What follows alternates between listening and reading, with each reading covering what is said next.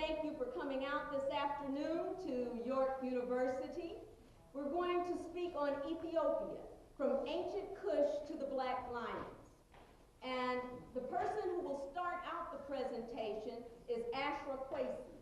He's a lecturer and researcher on ancient African history and religion.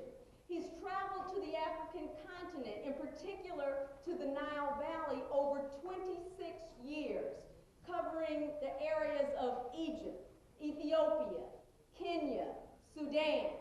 And today our focus will be on Ethiopia. He is going to cover areas such as the ancient Kushites, the origin of humanity in Ethiopia. He's also going to discuss the ancient African churches, those of Lalibela, as well as the Zagwe dynasty, and much, much more. He's going to show the cultural connection between Kush and Kemet. So brothers and sisters, please join me in welcoming my netter hetch, my divine husband, Ashra Kwesi. Hotel.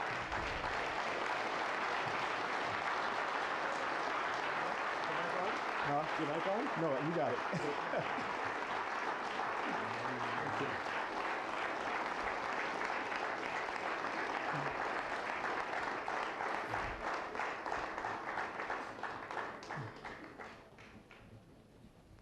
How's Toronto feel today?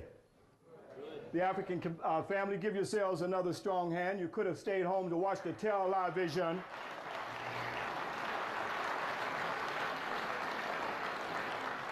Thank my netter hemp for that introduction, and that means my divine wife, and I, her netter hedge, divine husband. I think when we start to bring our divinity back as a people, I think we will start to see ourselves as a divine people. Is that right? I'm most honored to be back right here in Toronto to lecture to you about not his story, but our story. I think the first time I was here, I lectured on the African origin of civilization and Western Freemasonry. How many of you were here for that lecture? All right, a few of you. And then we came back and we dealt with African history versus biblical myths.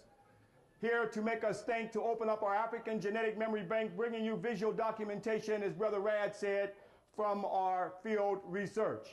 And then we also came back with the African origin of Christianity. Before I go on, I want to give recognition to my teacher named Dr. Joseph Nyakinen. I did not know at that time that I would travel with him 14 years and now continuing the research and field research and taking educational tours back, now 25 years of my life non-stop, to bring it back to you so we can see a visual documentation. So I don't want to take a lot of time, and let me recognize another teacher who was on that trip in 1981. Peace be upon him, Dr. John Henry Clark. I was sitting at the feet of the Grand Masters. And of course, there are many, many others that I can go on to talk about, but we want to keep within the time to deal with the presentation. So I'm going to bring it back to black. We want to deal with the fallopian tube of the Nile Valley. Without the fallopian tube of Africa, you wouldn't even have humanity on the planet Earth. When we deal with the birthplace of humanity, we have to deal with right there where they did their research on anthropology. You know, at one time, Europeans didn't consider Africa to be the home of man. They said Europe was the home of man, and then they said China was the home of man with the Java man. But only when they came into Africa, they found there is where we find the origin of humanity.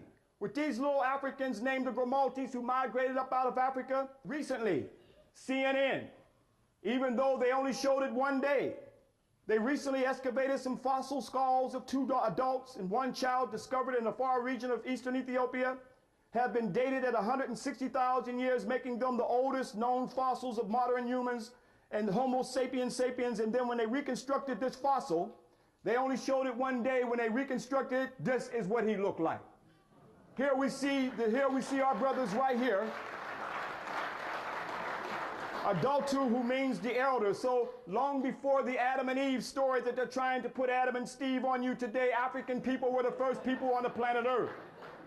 Going back thousands upon thousands of years, they don't know your birth record.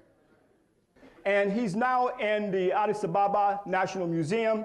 And there they also show how the evolution of humanity, they show the various races making their transitions out of adulthood, and again, starting with him. So again, when we talk about the Adam and Eve story, we see that long before the Adam and Eve story that came about much later, this story of the early Africans came up out of the Nile Valley.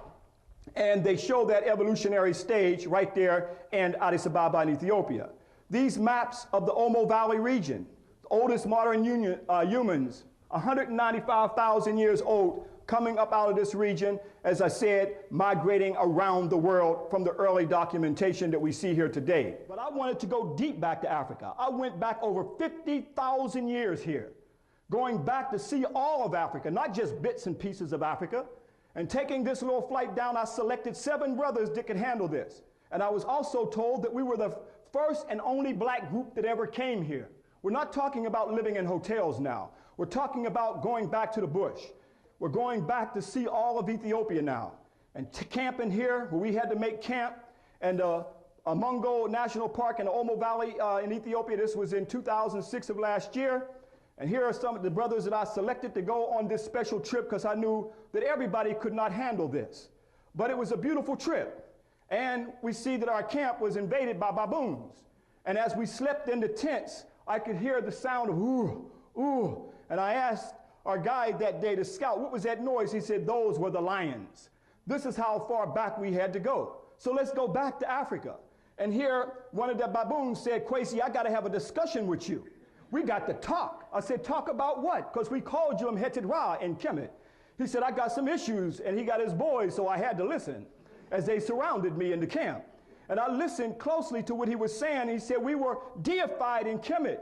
He said here, they said that animal worship, it was about showing the attributes with nature, Mother Nature, and showing that we were one with nature. And ancient Kemet displayed that on the ancient monuments because we were the first to give praise to Ra as we praise to the east on the monuments that we put on the tekanus that represented resurrection. That's what Mheted Ra was trying to tell me, that we were placed right there on the monuments. So we saw that we were close with nature. Not like the Europeans who tried to conquer nature, but showing that we were one with the spiritual forces, as you see the Medu Neter, the world's first language on the tekanus right there, as I listened to Mheted Ra tell me how our ancestors deified him closely, and I said, I'll make sure I will tell your story.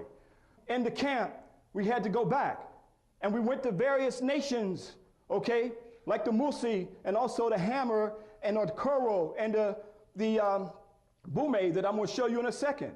And we went to the oldest brothers. We had to go through a path, a rocky path, and go up to the bush and up to the mountains. It was hard getting there. And we went back over 50,000 years. We went back in time, and we came to the Ethiopian Mosi. Here we see the brothers here with the feathers on their head that we still see on the temples of Kemet. And here we see the brothers are here still one with Maneche. That's why we called the land the Kui land, the spirit land. And ancient Kemet said this was the land of God. And let's go back to the oldest people and stop looking at them as something's wrong with them. And we went also to the Ethiopian Oromo Binu village. Here we see the Binu people right here, beautiful sisters here, although a little bit different from the Hammer, also different from the Musi, but still an African people of the Nile Valley. But they're not, this has nothing to do with no heathen or anything that you've been taught. They're close with the earth. But this is the area last year I went down into Jika, down to the dawn of time, and this area right here where I was able to get with the Hammer. But what's beautiful about the Hammer, as I observed from my empirical observation through my research, I was able to see how the culture of the Kushite culture, the Kushite Kemetic culture, came up from them. They're the ones that migrated down the Happy Nile, called the White Nile today, and also the Atbar, and also the Blue Nile. Now, when you look and see some of the indigenous brothers in the southern part and sisters in the southern part of Ethiopia, here that was later looked at as the feather of Ma'at. Truth, justice, and righteousness associated with an African goddess that goes all the way back to the Kushites, especially when you see the artwork and see the early Kushites with the feather. And our Kushite Nubian paintings are identical to our brothers and sisters, in the Kushite region and the southern part of Ethiopia. Now we're talking about the indigenous culture of the Nile Valley.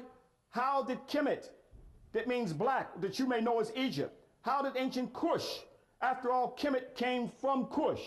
We're talking about a fallopian tube of culture here that spread down the Nile. That means that we are all one culture. Egypt is not separated from Kush. Kush is not separated from Ethiopia. They are all tied together. We cannot tear. We can't come in like white folks and tearing apart the African family. After all, Ethiopia is the mother, so how can you tear the daughter, Egypt, away from Ethiopia?